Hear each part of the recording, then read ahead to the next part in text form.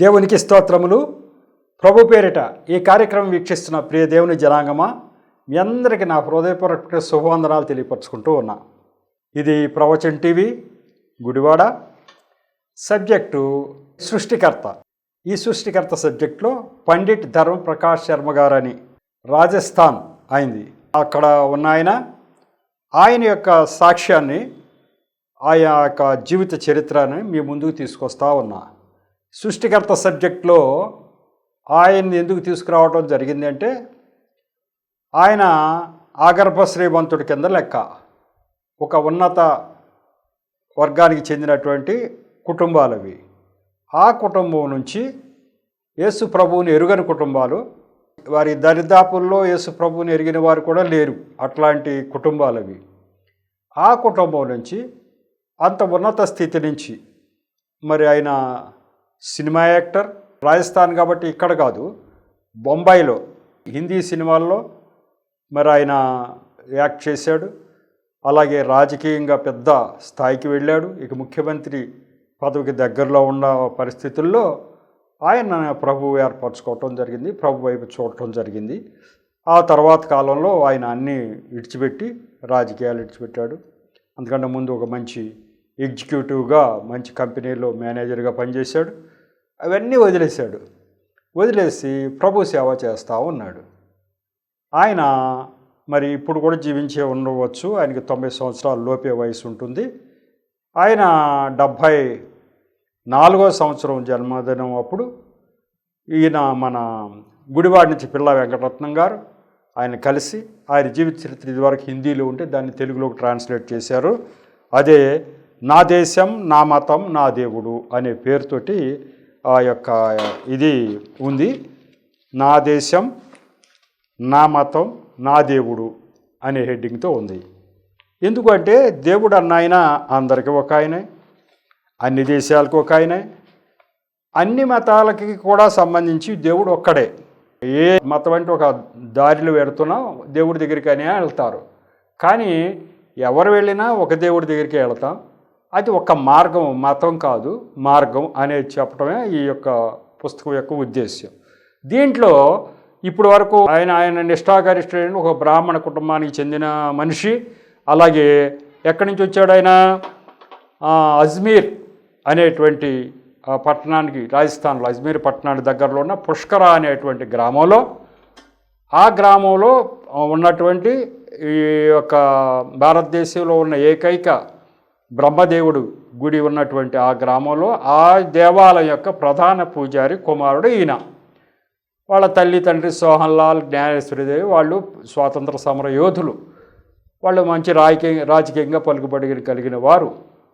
ఈయన చరిత్ర చెప్పుకుంటూ మీకు వస్తూ ఉండి 8వ సంవత్సరంలో చక్కని ఒక సంఘటన జరిగింది, 9వ సంవత్సరంలో ఒక సంఘటన జరిగింది. ఈ రెండు చెప్పుకుంటూ వచ్చి అక్కడికి ఆపాం. ఈ రెండు సంఘటనలతో మనము ఆ రచయిత గారు ఇంకా చెప్పారు, మళ్ళీ ఇంకేం జరుగుతుందో మనం చూస్తాం. కానీ ఈ రెండు సంఘటనలు చాలా ముఖ్యమైన సంఘటనలు. ఈ సంఘటనల ద్వారానే మీకు చాలా జ్ఞానాన్ని నేను ఇవ్వటానికి సిద్ధపడి ఉన్నా. ఎలా అంటే, దేవుడు నాకు ఇమ్మన్నది ఏంటంటే, ఏదో ఆయన జీవితం ఎట్లా అయిపోయింది అని చెప్పేసుకుంటూ వెళ్ళిపోవటం కాదు. దానికి సంబంధించినటువంటి పూర్తి నిడివిలో జ్ఞానం అంతా బైబిల్ గ్రంథం నుంచి మీకు రంగరించి ఇవ్వాలన్నది దేవుడు నాకు ఇచ్చినటువంటి పిలుపు.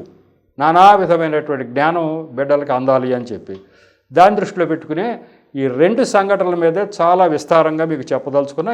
నేను విస్తారంగా చెప్పిన తర్వాత ఆ తర్వాత సంఘటనలకు వెళదాం. ఒక్కొక్క సంఘటన ఏంటి, ఒక్కొక్క సంఘటన. మొదటి సంఘటన ఏంటి అనుకున్నాం? ఆ మొదటి సంఘటన 8వ సంవత్సరం పిల్లాడప్పుడు ఆయనకి ఒక పెద్ద దర్శనం వచ్చింది కల్లో. ఆ కల్లో దర్శనం ఒకసారి మీకు అది చదివి వినిపిస్తే కానీ మీకు అర్థం అవ్వదు. దట్టమైన అరణ్యం, అందులో పెద్ద కోట, దాని చుట్టూ పొదలు. ఆ కోట ఎర్రటి పెద్ద పెద్ద రాళ్లతో కట్టబడింది. దాని ప్రాకారానికి 2 బంగారు ద్వారాలు ఉన్నాయి. ఒక యవ్వనస్తురాలు ఆ కోటలో నుండి వెలుపలికి వచ్చి ఆ పొదల మధ్య నిలబడి దూరంగా దేనినో తదేకంగా చూస్తూ కొంతసేపు అయ్యాక వెనుదిరిగి వెళ్ళిపోయింది. ఆ తర్వాత ఆ బంగారు ద్వారాలు మూసుకుని పోయాయి. ఇది ఆయనకు వచ్చినటువంటి దర్శనం. 8 సంవత్సరాల వయసులో యవ్వనస్తురాలు బయటకు వచ్చింది. యాక్చువల్గా ఈ యొక్క చరిత్రలో ఏం జరుగుతుంది అంటే తర్వాత రోజుల్లో 8వ సంవత్సరంలో ఈ దర్శనం. అప్పటి నుంచి ఆలోచిస్తూనే ఉన్నాడు, ఏంటి ఈ దర్శనం, ఏంటి ఈ దర్శనం అని. దాని మీద మళ్ళీ అప్పుడు వస్తాను ఉన్న ఈ దర్శనం, ఇదే దర్శనం వస్తుంది ఆయనకి. జరిగింది ఏంటి అంటే, ఆయనకి 24 సంవత్సరాల వయసు వచ్చిన తర్వాత 8 సంవత్సరాల వయసులో ఆయనకి ఎవరినైతే చూపించారో ఒక యవ్వనస్తురాలు ఆయనకి ఎదురు తారసపడింది ఆమె. ఆ తర్వాత జరిగిన విషయం ఏంటంటే, ఆమెని ఆయన పెండ్లి చేసుకోవటం జరుగుతుంది. ఆ కథ అంతా మీకు వస్తుంది. అంటే ఈ దర్శనంలో చూపించినటువంటి అమ్మాయికి అప్పుడు ఎంత వయసు ఉంటుంది? మామూలుగా ఈయనకి దర్శనం చూపించేటప్పుడు 8 సంవత్సరాల వయసు ఈయనకి ఆమెకి 7 సంవత్సరాల డిఫరెన్స్ వయస్సు. ఈయనకి 24 సంవత్సరాల వయసు అప్పుడు, ఆ అమ్మాయి 17 సంవత్సరాల వయసులో ఉన్నటువంటి యవ్వనస్తురాలు. వాళ్ళిద్దరూ అప్పుడు కలవటం జరిగింది, చూసుకోవటం జరిగింది ఒకళ్ళొకరు మామూలుగా. కానీ కళ్ళలో మట్టుగా ఆమె కనిపిస్తుంది. ఎలా కనిపించింది? ఆమెకి యాక్చువల్గా ఈయనకి 8 సంవత్సరాల వయసు వచ్చినప్పుడు ఆమె వయసు ఎంత ఉంటుంది? 1 సంవత్సరం ఉంటుంది. సంవత్సరం చిన్నపిల్లగా ఉన్న అమ్మాయి ఆమెకి 17 సంవత్సరాలు వచ్చే నాటికి ఎలా ఉంటుంది అని తెలిసిన వారు ఎవరై ఉంటారు? ఒక్క దేవుడికే తెలుస్తుంది. ఆమె పెరిగి 17 సంవత్సరాల వయసు వచ్చినప్పుడు ఆమె ఎలా ఉంటుంది అనేది దేవుడికి తప్ప ఎవరికి తెలియదు, సృష్టికర్త అయిన దేవుడికి. కాబట్టి ఆ దృశ్యం ఈయనకి ఇప్పుడే చూపించారు. అట్లా చూపించగలిగిన దేవుడు ఇక ఆయన తప్ప ఇంకొక సృష్టికర్త ఎవరైనా ఉంటారా? ఆయన ఒక్కడే సృష్టికర్త. ఆ దేవుడు ఎవరు అసలు? ఈయన ఆరాధించేటువంటి దేవుళ్ళు ఎవరు? ఈయన హిందూ మతానికి సంబంధించిన ఆయన నిష్ఠాగరిష్ఠుడైన ఒక బ్రాహ్మణుడు. అటువంటి ఈయనకి ఎవరిని పూజిస్తున్నాడు ఈయన దేవుడు అనుకుని బ్రహ్మదేవుడు ఇంకా హిందూ దేవుళ్ళని ఆరాధిస్తూ ఉన్నాడు. ఈయనకి ఏమైనా దర్శనంగానే చూపించాల్సి వస్తే ఎవరు చూపించాలి? ఆయన ఆరాధించే దేవుడు చూపించాలి. కానీ ఎవరు చూపించారు అని తేలింది ఆఖరికేనంటే, ఆయన ఆరాధించే దేవుళ్ళు ఎవరు ఆ దర్శనం చూపించలా. కానీ సృష్టికర్త అయిన ఒకే ఒక్క దేవుడు, ఆ దేవుడు చూపించాడు. ఆ దేవుడు, ఆ సృష్టికర్త అయిన దేవుడు బైబిల్ గ్రంథంలో దేవుడు అని తర్వాత దాని మీద తెలుస్తుంది. కాబట్టి ఈయనకి వచ్చినటువంటి దర్శనం ఎవరు చూపించారు, నాకు ఎవరు చూపించారు అని అనుకుంటూ ఉన్నాడు. కారణం ఏంటంటే ఎవరు చూపించారో తెలియదు. కానీ చూపించినటువంటి దర్శనం మాత్రం అసలైన దేవుడు చూపించాడు. ఈయన ఆరాధించే దేవుళ్ళు ఎవరో చూపించలా. ఈ దర్శనం చూపించిన ఆయన ఎవరో, ఆయన గొప్పవాడై ఉంటాడని ఈయన ఆఖరికి ఆ అమ్మాయిని చూసి తర్వాత అనుకున్నాడు, చిన్నప్పటి నుంచి నాకు ఈ అమ్మాయిని చూపించగలిగిన దేవుడు ఎవరు అని ఆయన ఆ రోజున బేరీజ్ వేసుకుంటే ధర్మిలా ఆయనకు అర్థమైంది ఏంటంటే, ఉన్న దేవుడు సృష్టికర్త ఒకే దేవుడు. గర్భస్థ పిండం దగ్గర నుంచి ప్రతి మనిషిని రూపుదిద్దినటువంటి దేవుడు ఒక్కడే. పుట్టి పెరుగుతూ ఉండగా వాళ్ళు ఏ వయసుకి ఎలా అవుతారో తెలిసిన దేవుడు ఒక్కడే. వాళ్ళు ఏ మతం వాళ్ళైనా కూడా దేవుడు మాత్రం ఒక్కడే అని ఆయనకి ధర్మిలా తెలుస్తుంది. ఇంకోటి ఏంటి అంటే, ఆ అమ్మాయి ఎవరు అని అంటే ఒక పాస్టర్ గారు అమ్మాయి, అంటే క్రైస్తవురాలు. మరి క్రైస్తవురాలను తీసుకొచ్చి ఈయనకి ఎందుకు చూపించాడు దేవుడు అంటే, దేవుడికి ఒక క్రైస్తవులని ఇంకొకళ్ళని లేదు. ఈ సృష్టిలో ఉన్న ప్రతి మనిషి ఆయన సృష్టిలో భాగమే. ప్రతి మనిషిని పిండమ దశ నుంచి రూపుదిద్దిద్దే ఆయనే. ప్రతి మనిషిని పెంచి పోషిస్తున్నదే ఆయనే. ఒకే దేవుడు. మనం ఇక్కడ వేరే ఏ దేవుళ్ళని ఆరాధిస్తూ ఉంటాం. ఒక దేవుడిని ఆరాధించే వాళ్ళు ఒక మతం అంటారు, ఇంకో దేవుడిని ఆరాధించే ఇంకో మతం అంటారు. కానీ సృష్టికర్త అయిన దేవుడు మాత్రం ఒక్కడే. ఆ దేవుడికి ఈ తారతమ్యాలు ఏమి ఉండవు కాబట్టి ఆయన నిర్ధారించిన ప్రకారం ఆమెని చూపించడం జరిగింది. ఇలా భవిష్యత్తులో ఒక 17 సంవత్సరాల తర్వాత జరిగేటువంటి సంఘటనని ఈయనకి 8వ సంవత్సరంలో చూపించాడు. 24వ సంవత్సరంలో తారసపడటం జరిగింది. ఆమె అంటే 16 సంవత్సరాల తర్వాత జరిగింది. కాబట్టి 16 సంవత్సరాల తర్వాత జరిగే సంఘటన కరెక్ట్గా చూపించగలిగిన దేవుడు ఎవరు అని నిర్ధారణ అయింది. ఇలా భవిష్యత్తును చూపించగలిగిన దేవుడు ఒకే దేవుడు, ఆయన బైబిల్ గ్రంథంలో దేవుడు అని ఆయన గ్రహించడం జరిగింది. మరి ఇట్లా ఆయనకు ఒక్కడికే జరిగిందా అంటే కాదు. అట్లాంటి కోకొల్లలుగా దేవుడు భవిష్యత్తుని గురించి చెప్పాడు. ఆ దేవుడు బైబిల్ గ్రంథంలో దేవుడు. నేను 60 సంవత్సరాలు యేసు ప్రభు ఎవరో తెలియని మనిషిని. 60 సంవత్సరాల తర్వాత యేసు ప్రభువుని నేను వైపు చూచాను. ఆ తర్వాత కలిగినటువంటి అసంఖ్యాకమైనటువంటి దర్శనాలు 100 దర్శనాలు పైగా నేను బుక్లో రాయటం జరిగింది. ఈ దర్శనాల్లో చాలా వరకు తర్వాత ఏం జరుగుతుంది, భవిష్యత్తులో ఏం జరుగుతుంది చూపించేయటం నాకు ఆయన. అది అలా జరిగిపోవటం, తర్వాత ఏం జరుగుద్దో చూపించేస్తాడు. అరే ఇది ఎలా జరుగుద్దా అని అనుకుంటూ ఉంటాం, కరెక్ట్గా అది జరిగిపోతూ ఉంటుంది. మరి అది కొన్ని సంవత్సరాల తర్వాత, సంవత్సరం తర్వాత, రోజు తర్వాత, ఇంకో 10 సంవత్సరాల తర్వాత ఎప్పుడైనా కానీ జరిగి తీరటం అనేది నా యొక్క దర్శనాల్లో అనేక దర్శనాలు ఉన్నాయి. ఇది మీ అందరికీ కూడా అది తీసుకురావాలి. ఇప్పుడు ఆయన చరిత్రలో ఆయన చిన్నపిల్లాడప్పుడు 8 సంవత్సరాల వయసు ఉన్నప్పుడు, మరి ఆయనకి 24 సంవత్సరాల వయసు వచ్చేటప్పటికి జరిగే సంఘటన ముందు చూపించగలిగిన దేవుడు మరి ఆయనకు ఒక్కడికైనా ఇంకెవరికైనా లేదా అంటే అనేక మందికి దర్శనాలు చూపించాడు. నాకున్న దర్శనాల్లో చాలా ఉంది, ఒక 4-5 మీకు చెప్పదలుచుకున్నాను. అవి అట్లాంటి దర్శనాలు చాలా ఉన్నాయి. ఆయన చూపించినట్టు జరిగిపోవటం అన్నీ మీ కళ్ళ ముందుకు తీసుకురావాలి అనుకుంటున్నారు. ఎందుకు అంటే ఇదేమో సృష్టికర్త సబ్జెక్ట్, ఈ టీవీలో చెప్తున్నా. వేరే టీవీలో దర్శనాల సబ్జెక్ట్ చెప్తున్నాను నేను, వరుసగా నాకు వచ్చిన దర్శనాలన్నీ ఎక్స్ప్లెయిన్ చేస్తున్నా.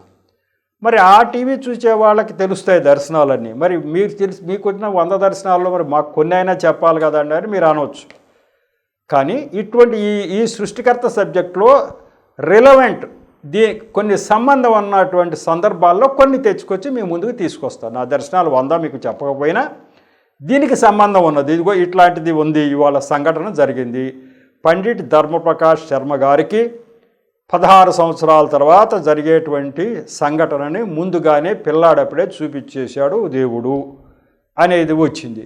అంటే ఎట్లా నాకేం చూపించాడు, అటువంటి 4-5 సందర్భాలు, 4-5 దర్శనాలు, ఇవి ఎట్లా నాకు పలానా సంవత్సరం చూపించాడు, పలానా సంవత్సరం జరిగింది అనేవి నాకున్నాయి. కాబట్టి నా అనుభవాలు కూడా మీ ముందుకు తీసుకొస్తే ఈ సబ్జెక్టులోనే, సృష్టికర్త సబ్జెక్టులోనే కొన్ని దర్శనాలు కవర్ అయిపోతాయి. ఇక కవర్ కాని దర్శనాలు ఉంటే చివరికి ఎప్పుడైనా మీకు చెప్తాను. ప్రేక్షకులు మీకు కూడా ఉంటుంది కదా 100 దర్శనాలు ఏంటి అని ఉంటుంది కదా. కాబట్టి ఆ దర్శనాలన్నీ కొన్ని మీకు చెప్పేస్తూ ఉంటే మిగిలిన చివరికి నేను చెప్పదలుచుకున్నా. కాబట్టి దీని మీద చాలా విస్తారమైన సబ్జెక్ట్ ఇది. భవిష్యత్తును చూపించగలిగిన దేవుడు ఎవరు, అట్లా ఎవరికి ఎప్పుడు ఏం చూపించాడంటే కొంతమంది జీవిత చరిత్రలు చెప్పుకుంటూ వస్తున్నా.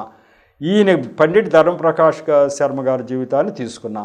దీనికి రిలవెంట్గా ఇప్పుడు నా జీవితంలో జరిగిన కొన్ని దర్శనాలు కూడా మీకు చెప్తా.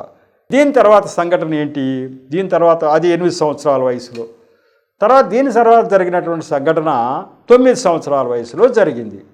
9 సంవత్సరాల వయసులో జరిగినటువంటి సంఘటన ఏంటి అంటే ఆయన పుష్కర అనేటువంటి ఆ యొక్క సరస్సులో, ఆ ఊరు పుష్కర పేరు, పుష్కరలో సరస్సు ఉంటుంది. అక్కడ ఆ సరస్సులో పిల్లలు మరి స్నానానికి అని దిగినప్పుడు మొసలి ఈయన 2 కాళ్ళని పట్టేయటం, లోపలికి లాక్కుపోవటం, పిల్లలందరూ మెట్లు ఎక్కేసేయటం ఆ యొక్క సరస్సుకి.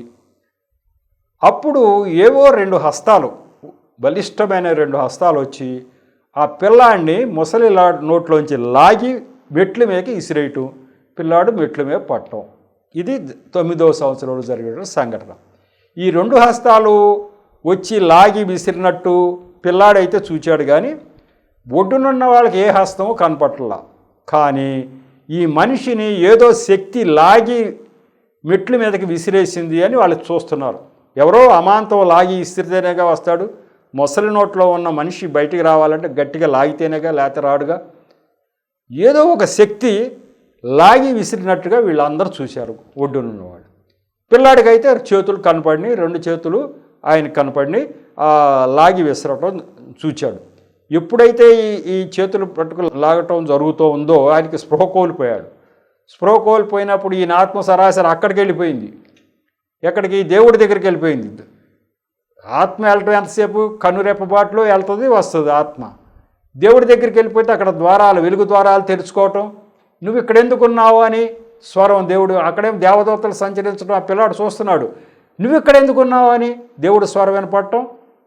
మళ్ళీ కాసేపటికల్లా ఆయన ఆత్మ మళ్ళీ ఒడ్డున పిల్లాడిని పడేసినప్పుడు వీరికి ఎప్పుడైతే ఇట్లా స్పృహ వచ్చిందో అప్పటికి ఇక్కడే ఉన్నాడు. అంటే ఆత్మ ఈలోగా వెళ్ళటం, నువ్వు ఇక్కడే అంటే ఇప్పుడే నీకు అయిపోలేదు ఆయుష్, నువ్వు ఎట్లా వచ్చావని అక్కడ ప్రశ్న వేయటం, అది వినటం, అక్కడ దేవదూతలు తిరగటం, అని కళ్ళతో చూడటం ఆత్మ, మళ్ళీ ఇక్కడికి వచ్చేస్తూ అప్పుడు చెప్పాడు, ఇదిగో ఇలా జరిగింది, నన్ను 2 హస్తాలు బయటికి లాగేసినాయి, ఇదిగో నేను లాగినప్పుడు మరి నేను ఇక్కడ పడేలోగా నా ఆత్మ వెళ్ళిపోయి పైకి అక్కడ దేవదూతలు చూసాను, నువ్వు ఇక్కడ ఎందుకున్నావు అనే స్వరం విన్నాను అని చెప్తున్నాడు ఈ పిల్లాడు.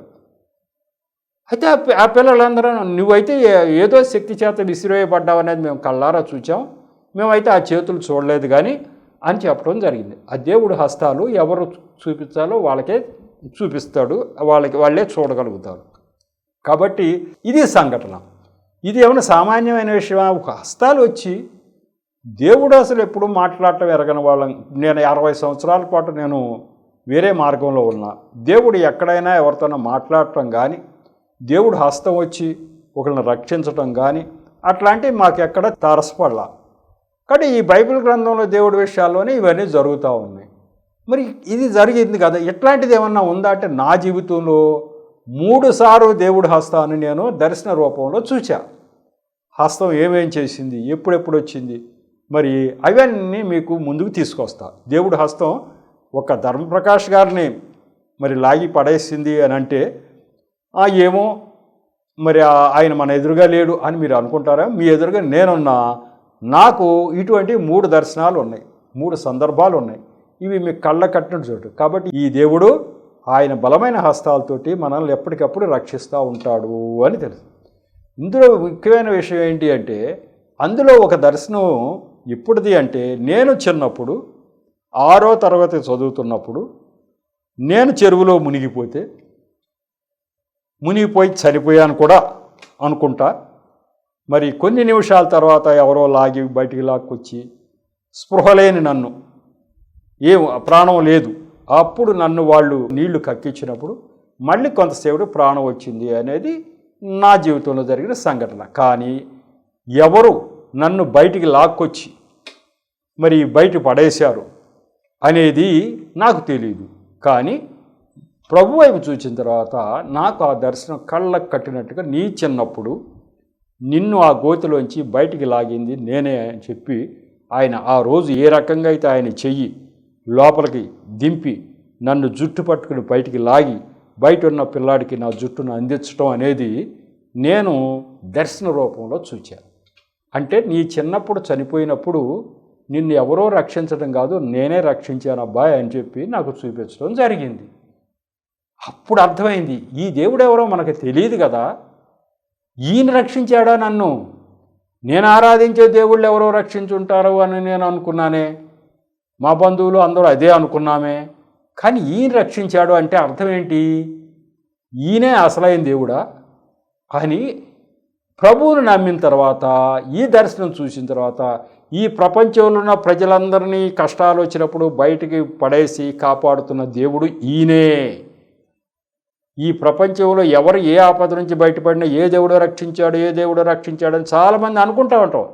పెద్ద ప్రమాదం జరగబోతూ ఉంటే అమ్మో తప్పిపోయింది, ఏ దేవుడు రక్షించాడు అని మనం అనుకుంటూ ఉంటాం. కానీ ఆ దేవుడు ఈ దేవుడే అని నాకు నిర్ధారణ అయ్యింది. మరి మీరు ఎవరయ్యా? మరి నేను వెళ్ళి మీ గురించి నేను చెప్పాలని మోషే అన్నప్పుడు, ఇదంతా పాత బైబిల్ గ్రంథంలో ఉన్న చరిత్రలో చెప్తున్నా, అయ్యా మీరు వెళ్ళి ఇజ్రాయెల్ ప్రజల దగ్గరికి వెళ్ళి మీరు చెప్పమన్న మాటలు చెప్పమంటున్నారు కదా, ఆయన అడుగుతాడు ఆ యొక్క ఐగుప్తు రాజు, ఎవరయ్యా ఆయన దేవుడు అంటున్నావు, నిన్ను ఇట్లా చేయమన్నాడు అంటున్నావు, ఆయన ఎవరు, ఆయన పేరేంటి అని అడుగుతాడు కదా, ఏం చెప్పను అంటే, నేనా ఉన్నవాడను అనువాడను అన్నాడు. అంటే నాకు ఇంకా పేరే ఉందే, ఉన్నవాడిని ఒక్కడే, దేవుడు అంటే నేనే, ఇంకా నాకు ఇంకేం పేరు కావాలి, ఉన్నవాడను అనువాడను చెప్పు అన్నాడు. ఉన్నాడు దేవుడు అంటారే ఆయనట, ఆయన నన్ను పిలిచి నీ దగ్గర పొమ్మన్నాడయ్యా అని చెప్పు అన్నాడు. ఆయన ఉన్న దేవుడు ఆయనే అట అని చెప్పాడు. అప్పుడు అర్థమైంది, ఉన్న దేవుడు ఈయన ఒక్కడేనా, ఉన్నవాడను అనువాడను నేనే, అంతే, ఇంకెవరు ఉన్నవాళ్ళు కారు అని చెప్తున్నాడు ఆయన. ఉన్నవాడు అప్పుడు నాకు అర్థమైంది, ఈ ఉన్నవాడు ఈయన, ఏ దేవుడో రక్షించాడో, ఎప్పుడో ఎవరో ఏదో దేవుడు అనుకుంటా ఉంటే ఉన్నవాడు ఒక్కడే కాబట్టి ఆ ఒక్కడే రక్షించాడు. ఇంకా 2-3 ఉంటే పోనీ ఎవరో అనుకోవాలి, ఉన్నది ఒక్కడే, ఉన్నవాడిని నేను ఒక్కడనే అంటున్నాడు కాబట్టి ఆయనే అని చెప్పి అర్థం అవడం జరిగింది.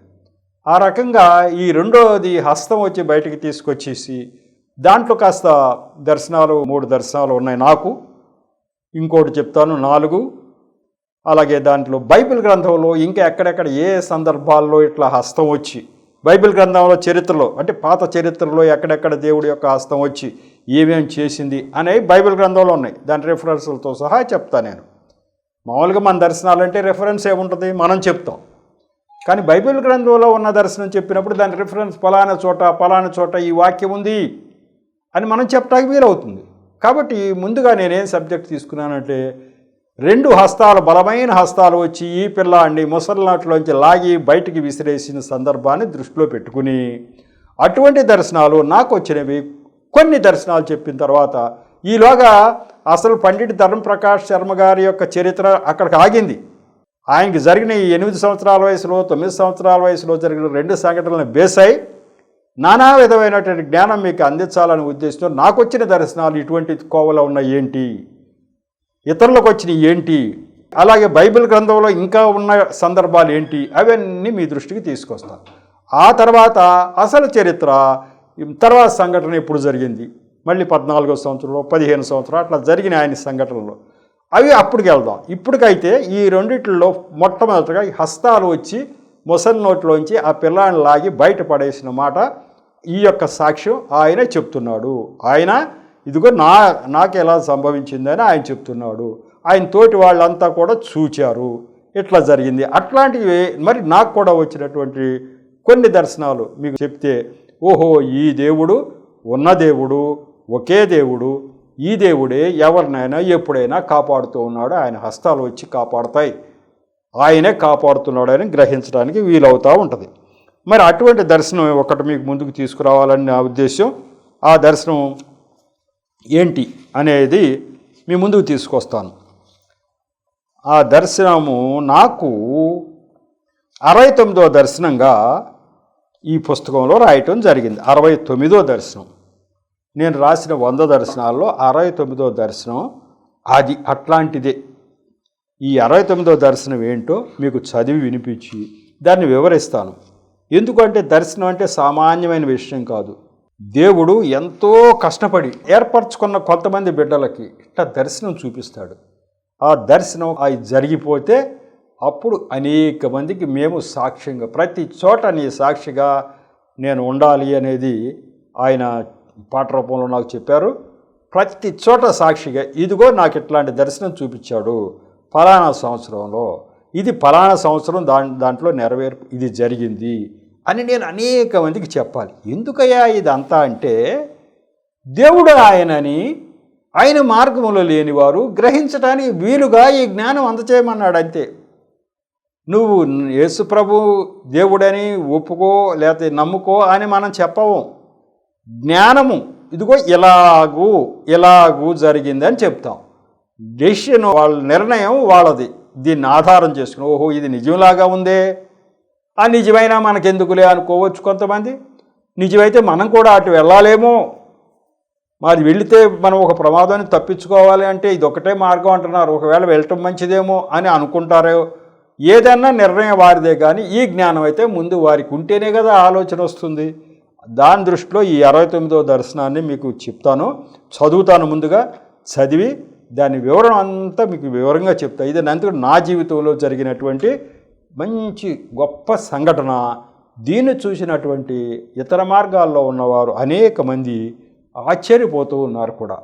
అలా ఎలా జరుగుతుంది, ఎలా జరిగిందా, ఈ దేవుడు ఎంత అందరినీ ఇట్లా రక్షించేటువంటి దేవుడు ఈయన అని అనేక మందికి ఆ అవగాహన అయితే ఏర్పడుతుంది, ఆ జ్ఞానం అయితే అందుతూ ఉంది.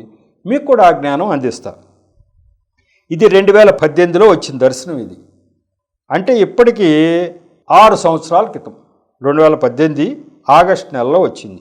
22/8/2018 తెల్లవారుజామున ఈ రోజున కలలో ఒక దర్శనం ఇలా వచ్చింది. ఒక దర్శనం వచ్చింది నాకు. ఒక మనిషిని ఒక ఆయన నీళ్లలో ముంచివేశాడు. చాలాసేపు అయిపోయింది. ఒక ఆయన్ని ముంచేశాడు. ఒక ఆయన ఎవరో, యాక్చువల్గా ఇది చదివిన తర్వాత నాకు అర్థమైందంటే ఆ మనిషిని నేను ముంచేశాడు ఒక ఆయన. చాలాసేపు అయిపోయింది ముంచేసిన తర్వాత. నిజానికి ఆ మనిషి చనిపోవాలి అంటే దగ్గర దగ్గర 5-10 నిమిషాలు అయిపోయింది. ఆ మనిషి చనిపోవాలి. కొంతసేపటి తర్వాత పైనున్న వేరే ఒక ఆయన తన చేతిని నీటిలోనికి దించి, ఒక ఆయన పైనుంచి తన చేతిని నీటిలోకి దించి కిందనున్న వ్యక్తిని జుట్టు పట్టుకుని పైకి లాగి ఒడ్డున పడవేశాడు. పైకి లాగి ఒడ్డుకు తీసుకొచ్చాడు, పడవేశాడు. ఆ వ్యక్తికి తరువాత ఊపిరి వచ్చింది. అంటే ఊపిరి లేదు అంతకేతం, తర్వాత ఊపిరి వచ్చింది. ఎందుకంటే 10 నిమిషాలు దాటిపోయింది అక్కడ లోపల, కాబట్టి ఊపిరి లేదు. తర్వాత ఊపిరి వచ్చింది. ఆ తర్వాత ముందుగా నీళ్ళలో ముంచిన ఆయన అతని మీదకి ఒక చిహ్నాన్ని, ఒక ఆయన ఉన్నాడు కదా, ముందుగా నీళ్ళలో ముంచేసిన ఆయన ఉన్నాడు కదా, ఆ మ్యాటర్ చదివి ఆపుతాను, ఎక్స్ప్లెనేషన్ తర్వాత ఎపిసోడ్కి తీసుకెళ్తాను. ముందుగా నీళ్ళలో ముంచేసిన ఆయన అతని మీదకి ఒక సింహాన్ని వదిలాడు. నీవు ఎంతవరకు వెళతావో వెళ్ళు, ఈ సింహాన్ని నుంచి తప్పించుకోగలిగితే తప్పించుకో అంటున్నాడు ఆయన. ఆ సింహం నా మీదకి వచ్చి పడటం లేదు. ఇప్పుడు ఇందాకేమైనా ఒక ఆయన అన్నాం, ఇప్పుడు నాకే తెలిసిపోతుంది నేనే అది ఆ మనిషి. ఆ సింహం నా మీదకి వచ్చి పడటల్లా వచ్చి అటు నుంచునుంది, చూస్తూ ఉన్నది నా వైపు. నేను ఇంట్లోకి వచ్చి మా కుటుంబ సభ్యుల్లో ఒకరితో అది రాకుండా 2 పక్కల తలుపులు వేసేయమని చెబుతున్నా. కళాంతం అయ్యింది. నా మీదకు వదిలాడు ఎళ్ళు అని, కానీ ఆ సింహం రాట్లా నా మీదకి, చూస్తుంది నా వైపు చూస్తుంది. నేను ఇంట్లోకి వచ్చి తలుపులు వేసేయండి ఆ సింహం రాకుండా అంటున్నా. అంటే ఏదో ఒక శక్తి నా మీదకి సింహాన్ని వదిలింది, ఆ సింహాన్ని రాకుండా ఒక శక్తి ఆపింది. నేనైతే సురక్షితంగా ఉన్నా. మరి దీని గురించి సంఘటన మరి సమయం సరిపోదు. ఈ మ్యాటర్ కూడా నేను చాలా రాసా అప్పుడు. ఆ మ్యాటర్ అంతా కూడా తర్వాత ఎపిసోడ్లో మీకు వివరిస్తాను. ఏంటి అప్పుడు నేను 6వ తరగతి చదివే రోజుల్లో ఏం జరిగింది ఆ సంఘటన అంతా చెప్తాను. ఇప్పుడుకైతే జరిగినటువంటి కళలో ఏంటి అంటే, నేను మునిగిపోయాను, 10 నిమిషాలు అయింది, ఊపిరి లేదు, ఒక ఆయన ముంచాడనమాట నన్ను. ఒక ఆయన అంటే ఆ ఒక ఆయనే సాతానుడు, దేవుడికి వ్యతిరేకమైన వ్యక్తి. మళ్ళీ ఒక చెయ్యి వచ్చింది, ఆ చెయ్యి వచ్చి నా జుట్టు పట్టుకు పైకి లాగింది, బయటపడేసింది, నాకు ఊపిరి వచ్చింది. ఇంతవరకు కళ, దర్శనం. ఈ దర్శనాన్ని ఎక్స్ప్లెనేషన్ తర్వాత ఎపిసోడ్లో మనం చెప్పుకుందాం. ఇప్పటికైతే ఈ యొక్క ఎపిసోడ్ని ముగించుకుందాం. దేవుడి యొక్క సాక్ష్యాన్ని మాటలను దీవించునుగాక. చిన్న ప్రార్థన చేసి ముగిస్తా. కృపగల దేవ, మహాపరిశుద్ధుడా, ప్రేమగల తండ్రి, ప్రభువా మీకు వందనాలు స్తోత్రాలు తెలియదు. ఈరోజు ఈ 105వ ఎపిసోడ్ కూడా తగిన నడిపింపు ఇచ్చారు. మీరే నన్ను మరుగుపరిచి నా నోటి ద్వారా మీరే మాట్లాడారు ప్రభు. అలాగే వింటున్న బిడ్డల హృదయాలు తెరిచి విషయాలన్నీ గ్రహించే శక్తిని చేశారు. మీరు ఉన్న ఒకే ఒక దేవుడు, ఉన్న దేవుడు మీరే ప్రభువా, ఎవరినైనా రక్షిస్తున్నదనేది తెలిసే విధంగా నాకు ఈ దర్శనం చూపించినందుకు స్తోత్రాలు తండ్రి. ఈ దర్శనం ఎక్స్ప్లెయిన్ చేయడానికి మళ్ళీ నెక్స్ట్ ఎపిసోడ్లో తగిన విధంగా నాకు సహాయం చేయండి. ఇప్పుడైతే ప్రభువా, మరి ఈ బిడ్డలందరూ హృదయాలు తెరిచి విషయాన్ని గ్రహించి అనేక మందిని ఈ వెలుగులకు నడిపిస్తానికి సహాయం చేయమని, నన్నును ఈ యొక్క టీవీ వీక్షిస్తున్న ప్రతి బిడ్డను, టీవీ యాజమాన్యం దీనిలో పనిచేస్తున్న ప్రతి బిడ్డను దీవించమని మా ప్రభువును రక్షకుడైన యేసు నామములో పరమ తండ్రిని ప్రార్థించి వేడుకుంటున్నా తండ్రి. ఆమెన్. మరొకసారి మీ అందరికీ నా హృదయపూర్వక శుభవందనాలు తెలియపరచుకుంటున్నా. వందనాలు.